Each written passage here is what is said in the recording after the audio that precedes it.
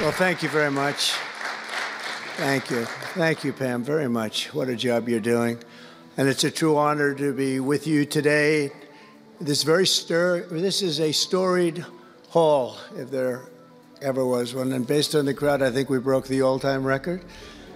But as we begin a proud new chapter in the chronicles of American justice, this really is something. We're turning the page on 4 long years of corruption, weaponization, and surrender to violent criminals, and we're restoring fair, equal, and impartial justice under the constitutional rule of law. And you're the people that are doing it. I'm very, very proud of all of you. Under the Trump administration, the DOJ and the FBI will once again become the premier crime-fighting agencies on the face of the earth. People ask me, what am I going to do about law enforcement all the time? The fake news back there, they're asking me that all the time. What am I going to do? And when are you going to do it? And I answer them by saying I've already done most of it by appointing the people that I've appointed. They're sitting right here. They've done most of it. I don't do it, they do it. Right, Pam? I think, oh, you are so tough, they just don't know yet. Let me begin by congratulating the incredible people who will lead these historic reforms. And we start with somebody that you just saw, Pam Bondi. She's extraordinary, and I've known her very well for a long time.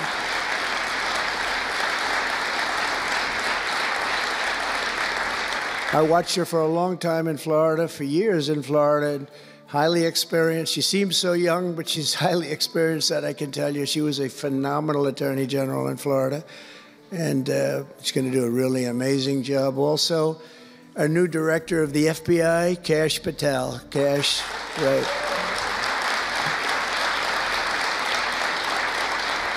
A man that I'm very proud of. I've known him and Emil for a long time under tremendous pressure. I saw these guys under some of the most corrupt judges. It's not even imaginable how corrupt they were. And these guys never wilted. They were not shy. They fought. They weren't afraid, and they were brilliant. Deputy Attorney General Todd Blanche and Principal Associate Deputy Attorney Emil Beauvais. And thank you both very much. Great people. They're great people.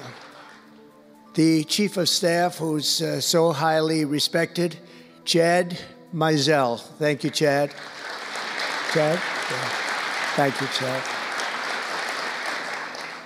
Our next administrator of the DEA, Terry Cole. Terry? Thank you, Terry. Good luck. Going to do great. Senior counsel to the Assistant Attorney General for Civil Rights. Boy, I've been watching him on television last couple of weeks. He is really a tough one, and he's a great one. Leo Terrell, you watch how good he's going to be. He's going to be so good. Thank you, Leo. Great guy. Assistant Attorney General of the Antitrust Division, who's got an incredible reputation. She'll do very, very well. Gail Slater. Thank you, Gail. Good luck. Great job. And we're joined by many, many great friends and terrific friends, and I won't be able to, too many to name, but some that I just see very quickly. General Flynn, thank you for being here. Here's a man who went through hell, by the way, and he shouldn't have. He's a patriot. He went through hell. We're also pleased to be joined by Senator Chuck Grassley and House Majority Whip. Where's Chuck? Hi, Chuck. House Majority Whip Tom Emmer. Tom, great job you're doing. Representative Guy Reschenthaler, one of the toughest names to say, but I got it perfectly, I think. And State Attorney General Ken Paxton, thank you very much. Thank you very much. Somebody who was with us early on, and she's really become a big star and very popular, Brenna Bird. Thank you, Brenna. Thank you very much. Steve Marshall, Alan Wilson, James Othermeyer, Chris Carr, Dave Sunday, Marty Jackley, as well as White House Deputy Chief of Staff, Stephen Miller. What a man Stephen is. Become a big star. Right, Emil? Steve Miller. Steve has been something very special. For generations, the Federal Department of Justice was one of America's most revered institutions. The men and women of the DOJ brought down the mafia, hunted down the killers, kingpins, and spies, tracked down terrorists and traitors, and tore down corrupt political machines all across America. This department commanded the respect and admiration of the entire world. And with Pam and Cash and all of the people I introduced and far more, big numbers, and all of you sitting back there, I recognize so many of you. But with you leading the way, it'll soon be the most admired and most respected of all. You're going to be more respected, and I really believe that there's also a lot of things to solve, a lot of problems to solve. But that's going to put you in the upper tier and maybe the top tier, and I believe that's going to happen. I'm so proud of the people in this room. But first, we must be honest about the lies and abuses that have occurred within these walls. Unfortunately, in recent years, a corrupt group of hacks and radicals within the ranks of the American government obliterated the trust and goodwill built up over generations. They weaponized the vast powers of our intelligence and law enforcement agencies to try and thwart the will of the American people. You remember the 51 intelligence agents that said, as an example, that Hunter Biden's laptop from hell came from Russia when they knew it came right from his bedroom. They knew that. It was a big lie, and they knew it so well. They spied on my campaign, launched one hoax and disinformation operation after another, broke the law on a colossal scale, persecuted my family, staff, and supporters, raided my home, Mar-a-Lago, and did everything within their power to prevent me from becoming the President of the United States. With the help of radicals like Mark Elias, Mark Pomerantz, and these are people that nobody's ever seen anything like it. So many others, but these are people that are bad people, really bad people. They tried to turn America into a corrupt, communist, and third world country. But in the end, the thugs failed and the truth won. Freedom won, justice won, democracy won, and above all, the American people won. There could be no more heinous betrayal of American values than to use the law to terrorize the innocent and reward the wicked. And that's what they were doing at a level that's never been seen before. And it's exactly what you saw with Joe Biden, Merrick Garland, and their cronies to do the building of the last 4 years. They ripped, what they've ripped down is incalculable. But what you're going to build up is likewise something that will be breaking all sorts of records. They set loose violent criminals while targeting patriotic parents at school board meetings. They dropped charges against Antifa and Hamas supporters while labeling traditional Catholics as domestic terrorists. The Catholics, we did very well with the Catholic vote, so I want to thank them for that. They really did record numbers. I would say, what's with the Catholics? They're really after the Catholics, so I don't know. They were after a lot of people. Maybe they didn't even know why. They imported illegal alien murderers, drug dealers, and child predators from all over the world to come into our country while putting elderly Christians and pro-life activists on trial for singing hymns and for saying prayers. They went to jail for that. Our predecessors turned this Department of Justice into the Department of Injustice. But I stand before you today to declare that those days are over, and they are never going to come back. They're never coming back.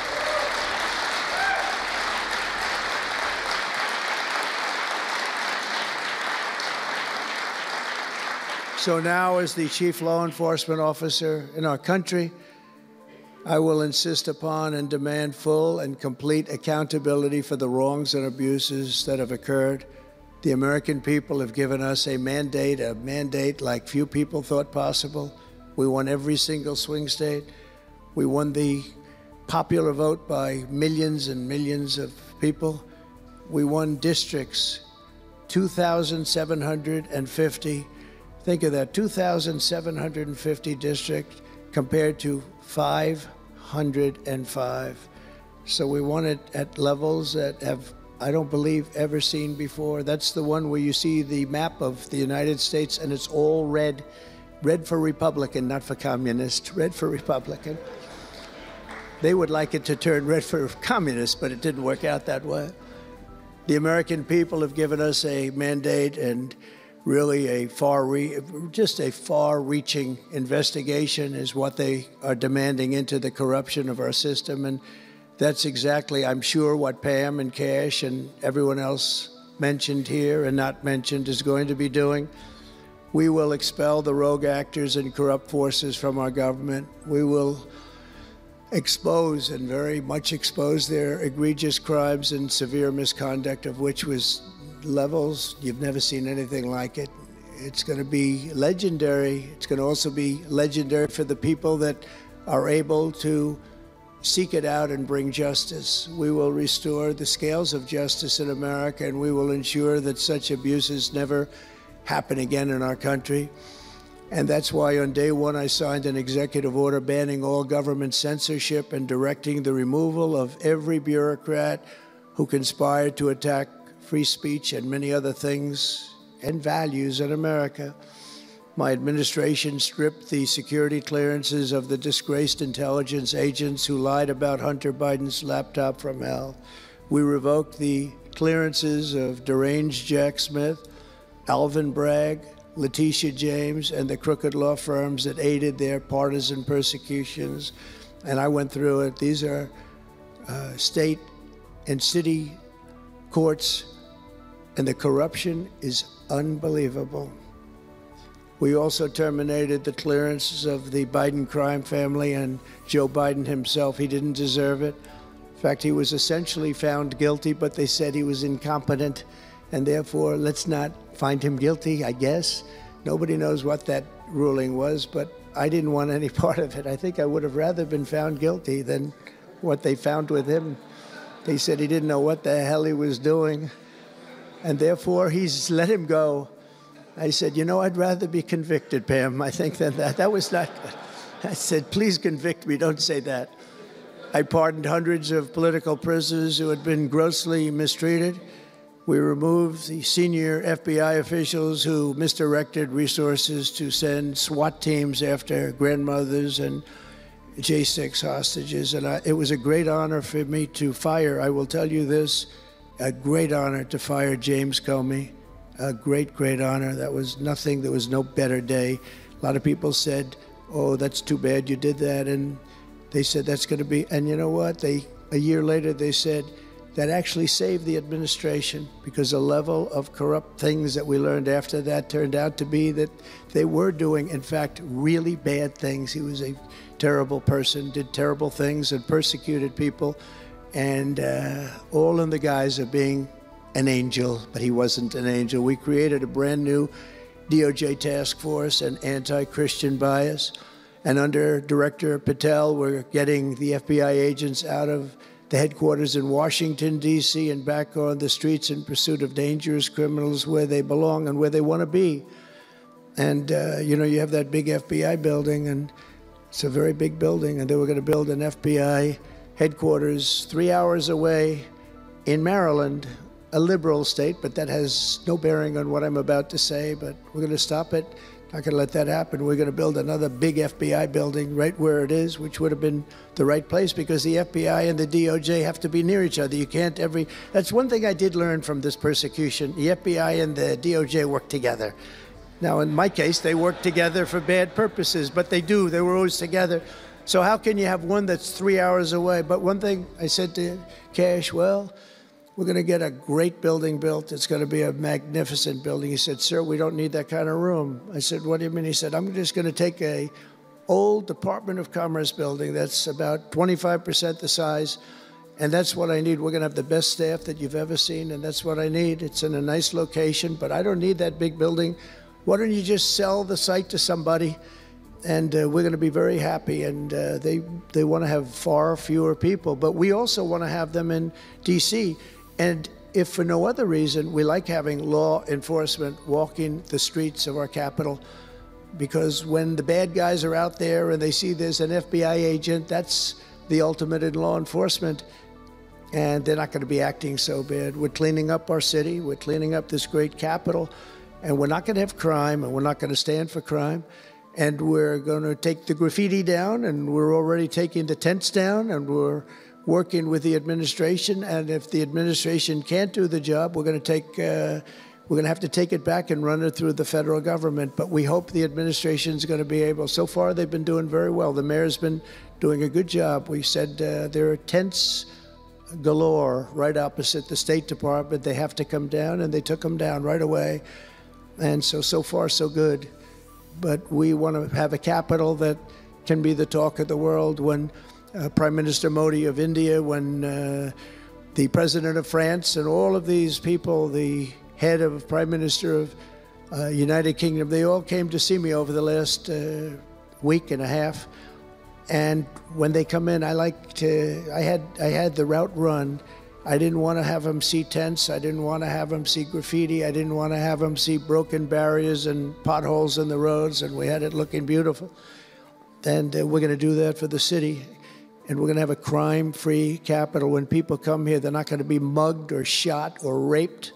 They're going to have a crime-free capital again. It's going to be cleaner and better and safer than it ever was, and it's not going to take us too long.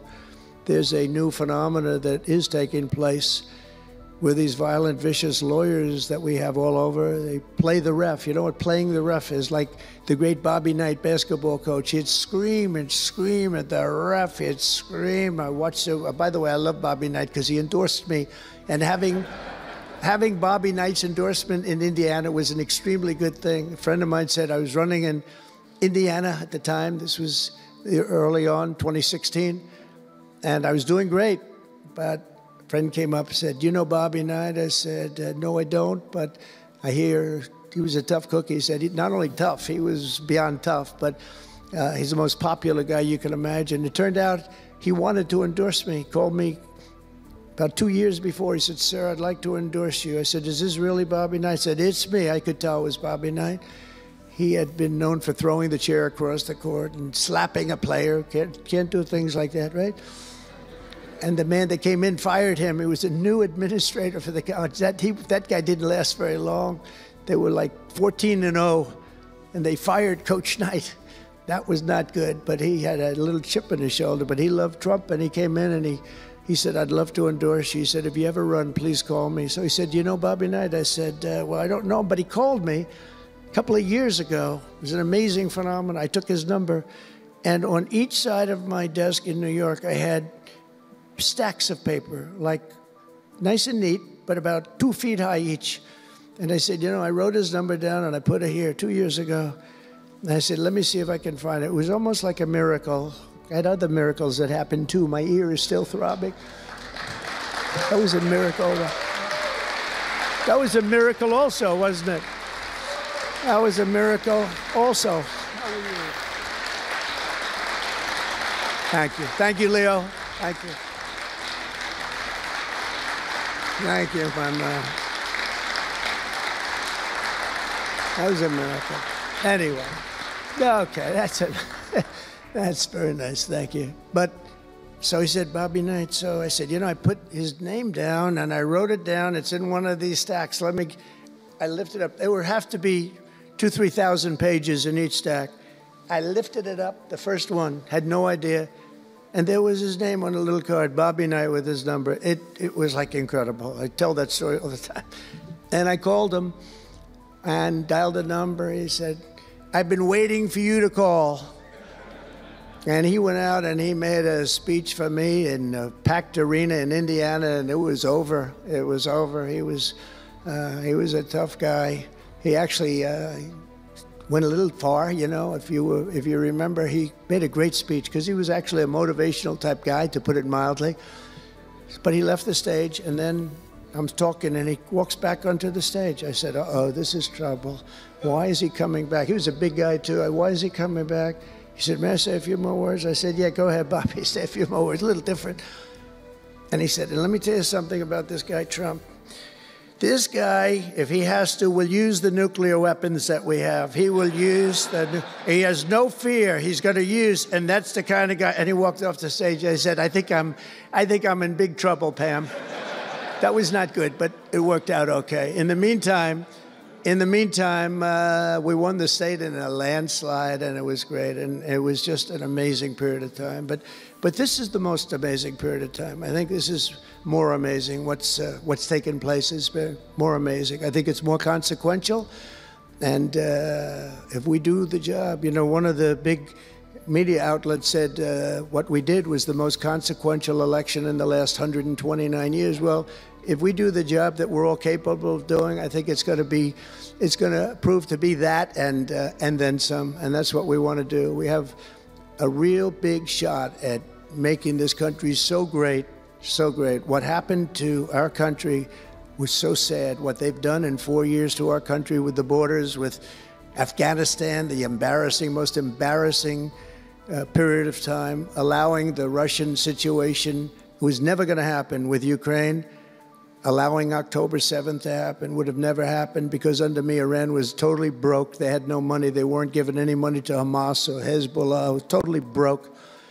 But allowing inflation, look at what inflation's done to people, been so devastating. And now you see that, by the way, price of eggs is down 35% in the last week and a half. We're doing a good job. Brooke is doing a good job. Brooke Rollins and everybody. And inflation's down, interest rates are down, gasoline has come down to a level that we haven't seen in a long time. All things that we wanted to do, because then everything else is going to be coming down. We want it to come down. We want bacon to come down, and groceries, a term I used to use. It's sort of an old-fashioned term, but I used to use it on the campaign trail, those last 90 perfect, beautiful days. We just hit it.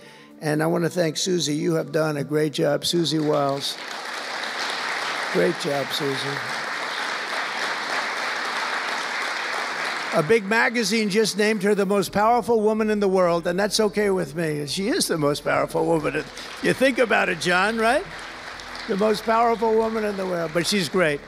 And we had a great 90 days. It was a perfect 90 days, and it was a great result, but we want to put that result to good use by doing a phenomenal job. And I want to tell you that Todd and Emil know this very well. We had an amazing judge in Florida, and her name is Eileen Cannon, and I didn't know her. I still don't know her. I don't believe I ever spoke to her, even during the trial, but I did appoint her federal judge, and these fake lawyers, these horrible human beings, were hitting her so hard, public relations-wise. They were playing the ref.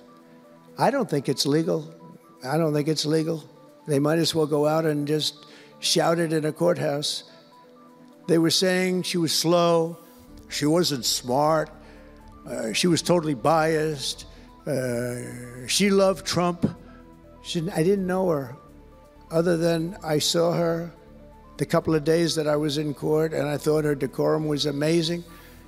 Anything bad they could say, though, they were saying about her, it was whatever they could say bad about a human being, all made up. Because actually she was brilliant, she moved quickly. She was the absolute model of what a judge should be.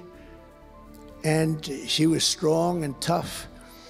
And how do you get them to stop if you're a judge? How do you get them to stop with the playing the ref? Bobby Knight would play the ref. That's why I brought up the Bobby Knight story. He would play the ref. He'd scream at the ref. He'd scream so hard. Oh, boy, it was terrible, actually. And the people would come up, his assistant coaches would come up to place. Coach, don't do that. Don't do it. He said he's not going to change his tune, Coach. He called it. He's not changing. I don't care. And he's screaming. That's when he threw the chair. He starts going crazy. And he said, no, he's not going to change this time, but he's going to change for the next play. And sure as hell he did. You know, Bobby, by the way, had the last undefeated team in basketball. And relatively speaking, you know, he had a team. He always had a team. He never had that. Well, he had a couple of great players, obviously, some top NBA players, but very few relatively. He had a team, but he won the national championship 3 times, but he had the last undefeated team in basketball. And he would play the ref, and he would scream at him. He knew exactly what he was doing. They're doing the same thing. They said, no, he's not going to change now, but he's going to change for the next one. That's what he wanted to do. He wanted to scare the hell. They wanted to scare the hell out of the judges, and they do it. And how do you stop it if you're a judge? Because you want to go home, you have a family, you have children, and the New York Times will write whatever these people say, and the Washington Post, and the Wall Street Journal, and MSDNC, and the fake news CNN, and ABC, CBS, and NBC, and they'll write whatever they say. And what do you do to get rid of it? You convict Trump. All you have to do is be really tough on him and ultimately convict him, and they leave you alone. It's totally illegal what they do. I just hope you can all watch for it, but it's totally illegal. And it was so unfair what they were doing to her. But they do it all the time with judges. But in her case, she was very courageous, and it only made her angry. Wouldn't you say? It just made her angry. She didn't like it. A lot of them say, oh, please don't say that about me. My family, what's my husband going to say? What's my wife going to say, or my kids?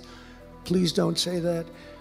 And it had absolutely no impact on her in the case against me, which was a case, I will not use a bad word. I promised my wife I would never use a bad word, so just a little bad. The case against me was bullshit.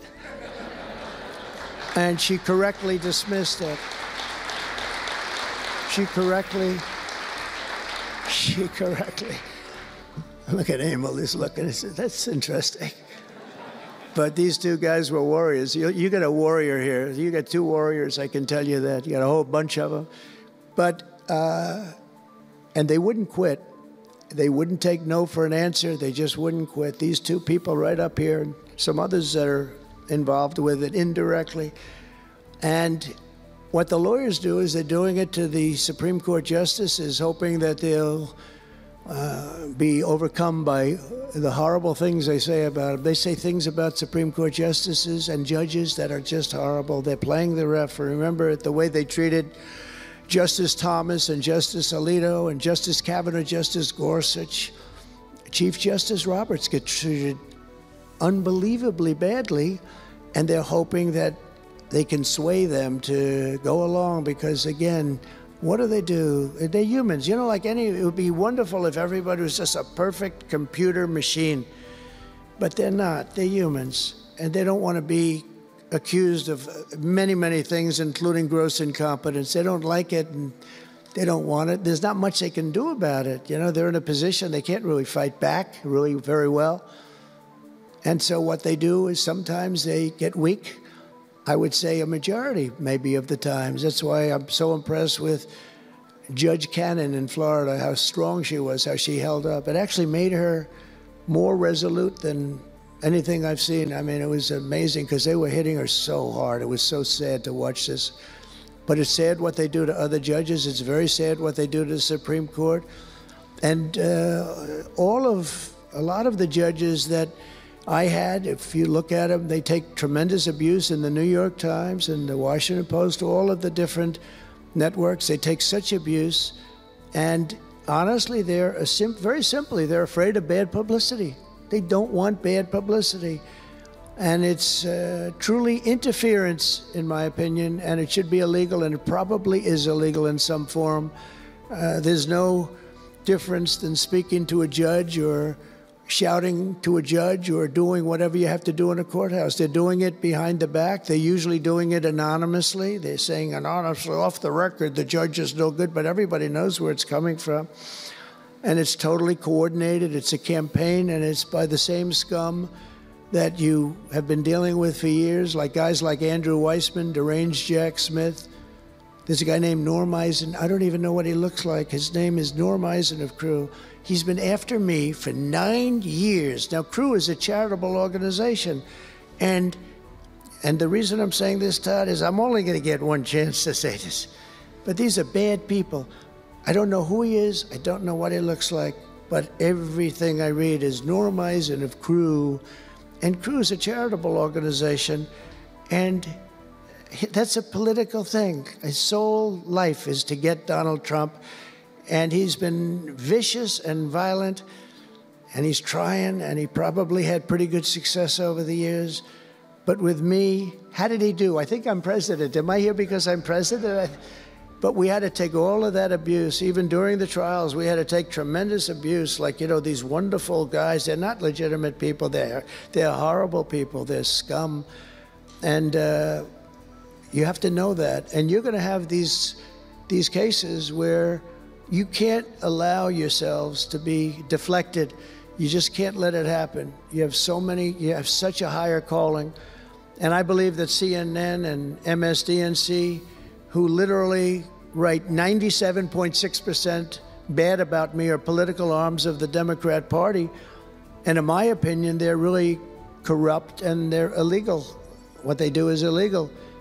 It makes no difference how big a victory I had. I can have the biggest victory in history. It makes no difference what kind of a failure the other side has. These people are going to go after me. And I said it during the other night, during the big speech on Tuesday night. I said about Democrats, and I don't like that. I have great respect, by the way, for what Schumer did today. He went out and he said that we're going to have to vote with the Republicans because it's the right thing to do. I couldn't believe what I heard. But, you know, I think he's going to get some credit for it. I think, let's see what happens tonight with the big vote as it comes. But these networks and these newspapers are really no different than a highly paid political operative. And it has to stop. It has to be illegal. It's influencing judges, and it's really changing law, and it just cannot be legal. I don't believe it's legal. And they do it in total coordination with each other. And everything we do, we're restoring law, restoring order, and restoring public safety in America. That's what we want to do. And we're bringing honor and integrity and accountability back to the highest levels of the FBI, DOJ, and throughout our government. We're bringing our country back faster than anyone ever thought possible. We're working so hard at doing it, and we want fairness in the courts. The courts are a big factor. The elections, which were totally rigged, are a big factor. We have to have honest elections. We have to have borders, and we have to have courts and law that's fair. Well, we're not going to have a country. Crooked Joe Biden got us into a real mess with Russia and everything else he did, frankly, but he didn't know about it, and he, generally speaking, signed it with AutoPen. So how would he know? That AutoPen is a big deal. I don't know. You know, they're having, who's doing this? So when my people come up, Will and all of the people, Steve, they come up and, sir, this is an executive order. They explain it to me, and, you know, 90% of the time I sign it. 99% of the time I say do it. But they come up and I sign it. But you don't use AutoPen. It's, number one, it's disrespectful to the office. Number two, maybe it's not even valid because, you know, who's getting him to sign? He had no idea what the hell he was doing. If he did, all of these bad things wouldn't be happening right now. But we're going to get you back into a great position, and we've already started. They say that we had the most successful first month of presidency. Not a long time, but it's still a lot. It's like if you're a golfer, sinking a 3-foot putt on the first hole gives you confidence to sink something on the second hole. But if you miss that first putt, you don't like to have the putt on the second hole and the third hole. It could be a very bad experience. It's nice to get that first month, and now we have more than a month. Now we have a month and a half. And it's going really, really well. I can tell you as a little secret, although the cameras are blazing back there, so it's not that much. But I think we're doing well, as you have been hearing about Ukraine. I think we're doing now well with Russia. We're speaking with President Putin. We want to get the war over. Not only have we spent maybe $350 billion to Europe's, think of that, $350 billion to $100 billion, and yet we're across the ocean far away, so it shouldn't have been that way, but Biden let that happen too. And we're getting a deal where we're going to get that back, but much more importantly are the lives that we're talking about. On average, 2,000 young people are being killed every single day. Now, they're not from here. They're from nowhere close to here, but they're young people. They're human beings, and they have parents. They have sisters and brothers, the mothers and fathers, the friends and the families and the towns where they grew up. And they're losing, on average, 2,000, even 2,500 a week. and I want to get it stopped. And we've had some very good calls today with Russia and with Ukraine. They've agreed for a ceasefire if we can get it with Russia, and it's not easy. It's a tough one, but I think we're doing it. And as the Secretary General said yesterday of NATO, a terrific guy, he said without Trump we wouldn't be talking about it. It would just go on for years, and millions of people have been killed, but millions more people would be killed. And he said it was a great honor. Without me, it would just keep going on. We're looking for the ceasefire now with Russia, and we've had some very good talks about it. We've had some very good responses.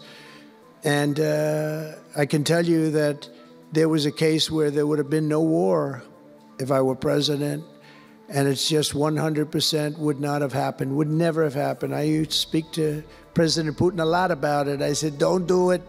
Don't do it. I won't tell you what the consequence was. I won't tell you what he said. But if he believed even 5% of what I said, then he would say, I'm not going to do it. And I think he did. But we had a good relationship, and we had a professional relationship, and his respect for this country. And I think we've had some very good results. So, I haven't been able to say that to anybody else. I haven't wanted to say it until just before I came here. I got some pretty good news. So, but we have to see what happens. It's still a long way to go. The fighting is unbelievable. Russia has a large group of Ukrainian soldiers, as we speak, surrounded and in grave danger. They've been able to surround them. They're in grave danger. Biden should have never let this war happen. First of all, you don't want to pick on somebody that's a lot larger than you, even with the money. There's a lot of money that we gave them and a lot of equipment. We make the best military equipment in the world, but even with all of that, it's unbelievable. Right now, you have a lot of Ukrainian soldiers that are encircled and in grave danger, and I've asked them not to kill those soldiers, please, not to kill those soldiers. We don't want them killed. It's such a shame to see what's happened. A thing like that would have never happened. Inflation would have never happened. October 7th would have never happened. Israel, Iran had no money. They were totally broke. Think of it. They had no money to give to anybody. They were totally broke. And within a short period of time, as soon as Biden came in, he took out all the sanctions. In China and everybody else that wasn't buying oil from Iran was buying it at levels that they never spent before. And it was a sad thing. And if you look at Afghanistan, that was probably what got Putin started, because when he looked at how horribly we looked, I think the most embarrassing day, not that we got out because we were getting out. I would have been out faster than them. I was the one that got it down to the right level. But we would have kept Bagram, the big Air Force base. We would have kept it. Right now, China occupies Bagram. And the reason we would have kept it is because they were 1 hour away from where China has and builds its nuclear missiles and weapons. And they gave that up. At the dark of night, they left the lights on, and they left the dogs behind, by the way. A lot of people say, what about all the dogs? They had a lot of dogs, and they left the dogs behind. And what a shame, what a shame. The way we got out, I think it was the most humiliating time in the history of our country. The way it happened, not that we were getting out, because we wanted to get out, but we would have gotten out with dignity and strength. And what a difference a rigged and crooked election had on our country when you think about it. And the people who did this to us should go to jail. They should go to jail. So I just want to say God bless America, because we have to say God bless. We're lucky we're still here, frankly. And this whole thing could lead, I think we have it. But this could lead to World War III very easily. Could very easily lead to World War III, but I think we're in pretty good shape. A lot better than we were before we got involved, that I can tell you. That was heading into World War III territory, and that would have been a war like no other because of nuclear weapons and other types of weapons that people you don't even want to know about. But as many of you do know, well, we're focused on persecuting, and these people were really focused on persecuting Republicans. The last administration presided over the worst increase in violent crime in our country in many, many decades. We had levels of violence and crime, and a lot of it had to do with the illegal immigrants that came in. Remember when I used to complain about it? Because I knew how tough they were, how mean they were. And they said, no, no, people that come into our country are all wonderful people. No, they're not wonderful. These are stone cold killers. These are killers they make our killers look nice by comparison. They make our killers look nice. These are rough, tough people with the tattoos all over their face. Historically speaking, I don't want to discriminate against anybody, but historically speaking, they're not going to be the head of any major bank that we know of. These are rough people. These are rough, killer people, and they allowed them in by the millions. In major cities like New York, Chicago, and Washington, mothers can't walk their children to the park without fear of being shot or killed or raped or anything. Women can't ride the subway without worrying that a hoodlum will shove them onto the train tracks. In New York, it's happened twice in the last couple of weeks. They're standing there, a perfect Wall Street gentleman in one case, and another person who was a worker, good worker, an electrician, gets pushed into a train going 45 miles an hour just prior to the train, not stopping, going to go through that. So I know the stations very well. I used to take the subway. I used to feel safe. When I was young, I'd go to my parents would drop me off at the subway. I'd take the subway to my school. Can you believe it? Today, they wouldn't be doing that. And we want to get a country back maybe where you can do that again, Pam. But it's so sad to see what's taking place. Under the Biden regime, average monthly homicides increased by 14%. Property crime rose tremendously. Violent crime went up at least 37% that they know of. Rape soared by 42%. Car theft rose by 48%. And robberies surged to 63 to 100%. They don't even know what the number is. And I have no higher mission as President of the United States than to end this killing and stop this law-breaking and to making America safe again. And that's what you're all about in this room. We want to protect Americans, and we protect everybody that's in our country, American or not American. We want to have a safe and proud country. We're joined today by dozens of police officers, sheriffs and sheriff's deputies from all across the country. My message to these law enforcement heroes is simple. With me in the White House, you once again have a president who will always have your back, will always have your back.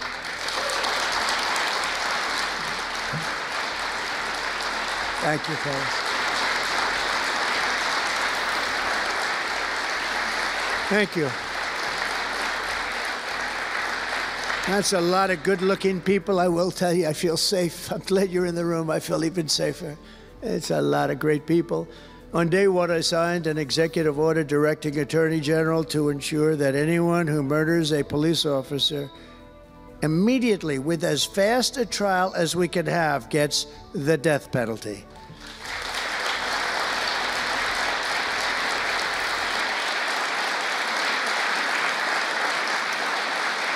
And last month, I fired all the radical left pro-crime U.S. attorneys appointed by Joe Biden. There were so many that were bad. And I know there were some that were probably very good, but there were so many that were so bad and so evil, so corrupt. Instead of having Marxist prosecutors who want to put police officers in handcuffs and go after a police officer rather than a criminal, I appointed patriotic, tough-on-crime warriors who will partner with police to put dangerous offenders behind bars, put them in jail. We're fully reviving 1033 program to provide state and local law enforcement with surplus military equipment, that we have so much of it. I did it in my last administration, and I remember Obama wouldn't do it. He wouldn't do it before me, would not do it, because he thought it made them look too strong, too military. I said, no, that's what I want them to look like. I want them to look strong. And it was protective, defensive equipment. We had billions of dollars. I gave it out, and now I'm going to have a chance to give it out again. They didn't want to do it with Biden, and Biden didn't know why. I didn't, if they would have asked him, he wouldn't have been able to answer the question. He could never answer a question. They said my press conference yesterday was longer than all of Biden's press conferences put together for the last 4 years. And I don't know if that's true, but it was close. And perhaps most importantly, we're securing our border and repelling the invasion of America. We have, you see the numbers have come down, and Tom Homan and Christie were have been incredible. Kristi Noem, Secretary, she's done great. And Tom Homan is, I don't know if Tom Homan's here, but wherever he may be, I think he's chasing people out of our country. If he was here, I'd almost be disappointed. What are you doing, Tom? But he's a fantastic guy, and he's a brave guy. Over the past 4 years, other countries emptied out their prisons and jails, mental institutions, and insane asylums, and sent the killers, drug smugglers, and bloodthirsty inmates from the filthiest dungeons of the world straight into the USA. An open border. We had an open border policy. Anybody could come in, no matter what you were, no matter where you came from, no matter what you looked like, no matter what you were doing, no matter what you did, no matter how many people you murdered, you could come right into our country. We have murderers right now walking the streets. We're joined today by Tammy Nobles, whose 20-year-old daughter, Kayla, was attacked in her home 3 years ago, horrifically assaulted and strangled to death by an illegal alien MS-13 monster set loose into our country under the open border Biden regime. Kayla was one of countless American victims ripped away from their families by the open border policies of that administration. And we're also joined by Kayla's stepfather, Jeremiah, and several other courageous angel families here today. And I'd love you to all just stand up and take a bow, because you are incredible people. Please. Thank you.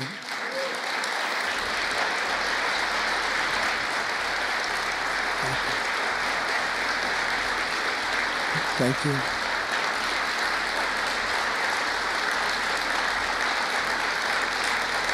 Thank you very much. Thank you. But I want you to know that we are working every day to expel these savages from our country and ensure that what happened to your loved ones will never happen again. So their legacy is going to be a great one. Thank you all very much. Appreciate it. On day one of my administration, I declared a national emergency on our southern border. In our first full month in office, we achieved the lowest level of illegal border crossings ever recorded, okay? Even lower than 4 years ago. For years, Democrats and the media kept saying that we needed new legislation. We had to have new legislation. We needed it immediately, and I never had legislation. I had the best border in the history of our country for almost 4 years. And by the time I got out, we had the lowest numbers ever. My favorite chart of all time was brought down that day. And on that chart said we had the lowest numbers ever. But it turned out that we really didn't need new legislation. All you needed was a new president.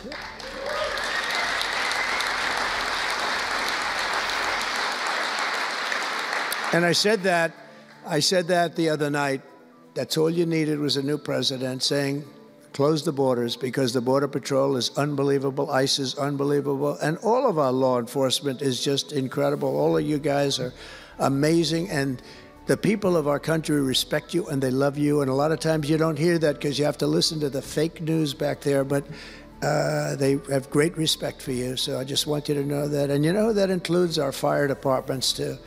They don't get spoken about enough. You know, they go into some of the areas I read where they're shooting them off ladders. Can you believe it? They go up to put out a fire, Leo, and they go and they shoot them off a ladder. It's just unbelievable. These firemen and women are incredible. So I want to put them in the same category because they're just incredible. I also like that the fact they voted for me like at 94%. So I have to mention them. I have no choice, right? But the truth is they're phenomenal people. The law enforcement, fire, everybody, they're phenomenal. Basically first responders, because that's what they are. They're first responders. And we're ending the migrant occupation of America. And what we're doing now is we're liberating our cities and our suburbs and our towns. And you see a big difference. I'm getting calls all the time from even leaders of other countries saying, sir, the whole world feels liberated now. It feels like there's a light over America, but there's a light over the whole world. I hear that so much. It's so nice to hear, too. And I feel it. I mean, I feel it. I look at it. I see the polls. I don't know if the polls are right, but they're certainly very good. I'll take them right now. It's amazing, amazing what's taken place in such a short period of time. Really 6 weeks, but it's longer than that. It's really November 5th. I think that hopefully will go down, if you do your job great, it'll go down as the most important day, one of them at least in the history of our country. You know, July 4th was pretty, 1776, it was pretty important too. But let's see if we can top it. Can we top it? I don't know. That's a tough one, but we're going to try. But it will be one of the most important days in the history of our country. So I think, and I think everybody in this room wants that to happen. Last month, we officially designated MS-13 and Tren de Aragua. That's the Venezuelan gang, the toughest gang, they say, in the world, and the Mexican drug cartels as foreign terrorist organizations. That's a big deal. Nobody wanted to do that in the past.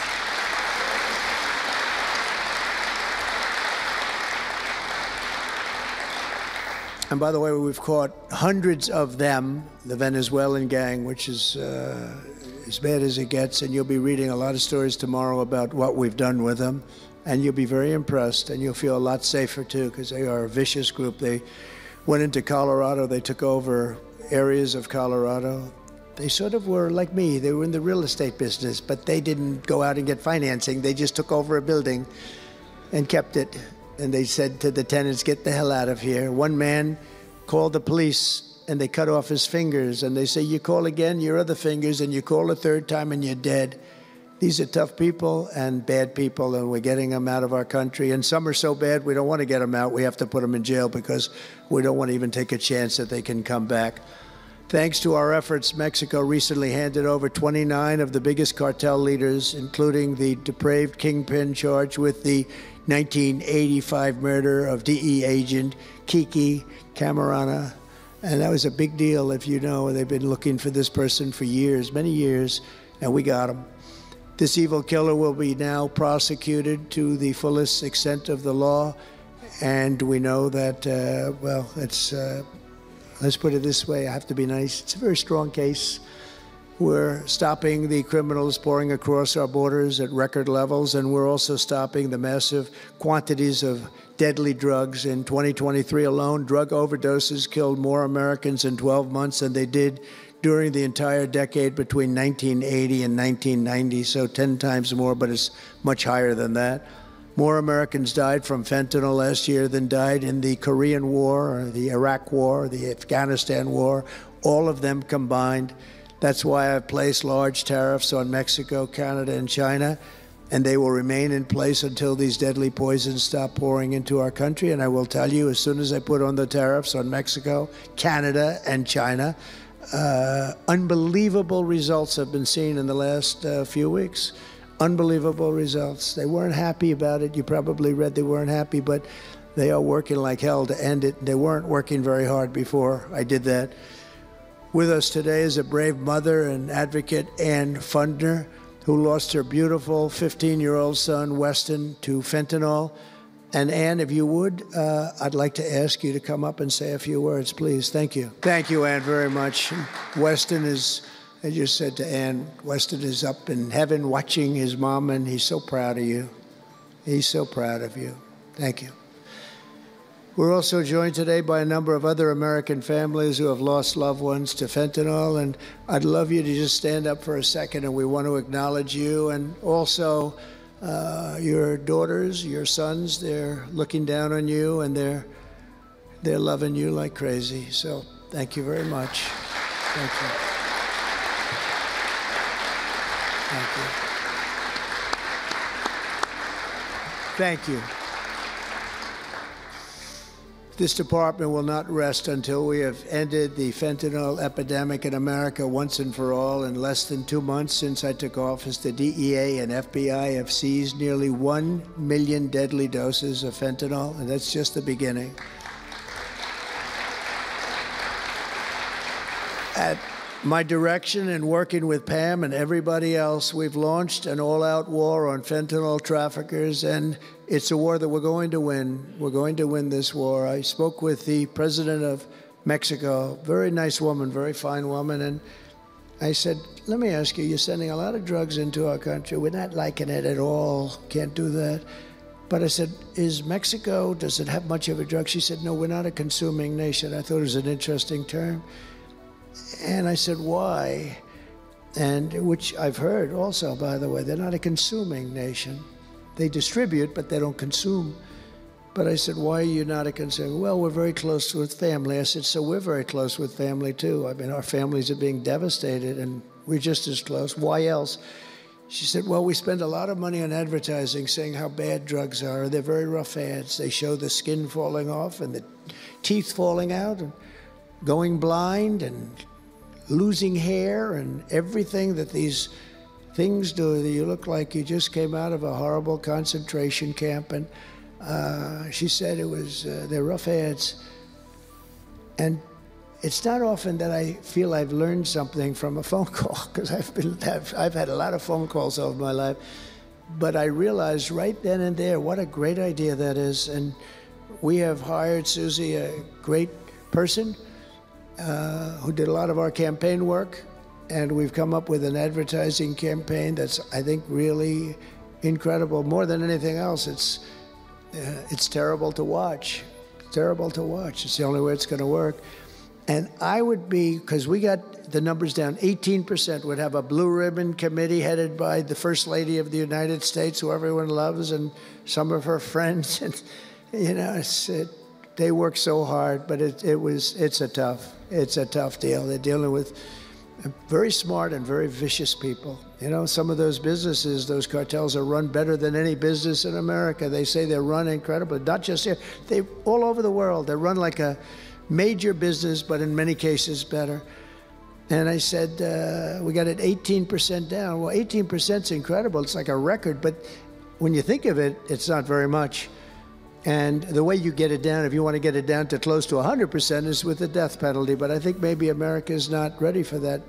China has a death penalty. Singapore has a death penalty. Various places have the death penalty. Wherever you have the death penalty, you don't have drugs. But I just don't know if this country is ready for it. So I tell people, and it's always an option, but I don't know. I just don't know if you're ready for it, and that's okay. It's nothing you can do. But what we're going to do is we're doing this campaign, and I think we can get it down 50% with this campaign, because when people see all the horrible things that these drugs do to you, we're especially focused on fentanyl.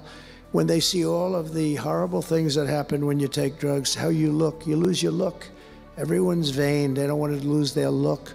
The look is so important. And I think when they see these things, they may say, you know what, I'm going to take a pass. But there is big danger. Pam and I were talking about it before. A lot of people are taking fentanyl and not even knowing. They think they're doing something else, or maybe taking another drug, but at a much lower level. And they die. You can put on the pin, think of this, the head of a pin, fentanyl, and it's too much, and it will kill the strongest person in the room. And it's amazing. But we're going to do this campaign. It's going to be launched fairly soon, Susie. And I think it's going to have a big impact. I think if we got it down by another 30, 35 points, and I really believe we can. I think that's an incredible idea. So I thank the president of Mexico, actually. It was a call on tariffs, and we talked about drugs. And she gave me an idea that I think will be very successful, and based on what I saw, it's going to be amazing. Under our leadership, this department is once again laser focused on protecting the American people. We're defending our borders, our streets, our children, and our good, really God-given, this is God-given rights and liberties once and for all. We're going to defend our country, and we're going to defend our rights. Etched onto the walls of this building are the words English philosopher John Locke said, "Where law ends, tyranny begins." And I see that, and I saw it over the last 4 years when somebody was allowed to attack viciously with this department and the FBI. His political opponent, how did that work out? Didn't work out too well, but it wasn't pleasant.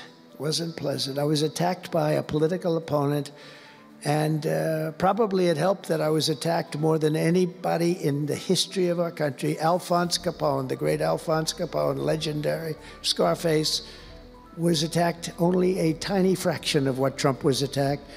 And maybe it worked out well. I don't know. If I had to give it up, I probably wouldn't, but only because I've gone through it.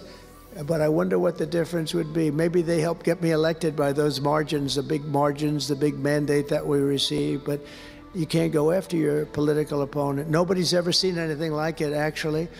And hopefully they won't see anything like it. But now, with the return of law and order, the entire world is witnessing the triumph of American justice and American freedom. That's why we're here today, gathered with people that have love for our country. In the coming years, we will revive the storied legacy of this department, and it's happening right now. You can feel it. And rekindle the spirit of the great lawmen and legal lions of the past, Americans like Wyatt Earp, Elliot Ness, Frank Hammer, Rudy Giuliani. Rudy Giuliani had to suffer greatly, greatly. He's the greatest mayor in the history of our country. He had to suffer greatly. Ed Meese, Antonin Scalia, Robert Jackson, and Robert F. Kennedy. We will rebuild pride in our institutions. We will restore the prestige of this great department, and we will bring back faith in our justice system for the citizens of every race, religion, color, and creed. And I want to just tell you that this has been a great honor. I was asked to do it, and I said, is it appropriate that I do it? And then I realized it's not only appropriate, I think it's really important, and I may never do it again. I may never have another chance to do it again, because this is something that I'm leaving to the greatest people I know, the best people, the smartest people, the toughest people I know, and they're going to do an incredible job. And it's an honor for me to have won this election so that I can appoint these people to do their job, and they're going to do it like you have never seen. So I just want to wish all of you good luck. It's going to be an interesting journey. Not going to be easy, but you're going to win. You're going to win, win, win, and fight, fight, fight, and it's going to end up being a tremendous result for this country. So thank you all very much. God bless America. God bless you all. Thank you.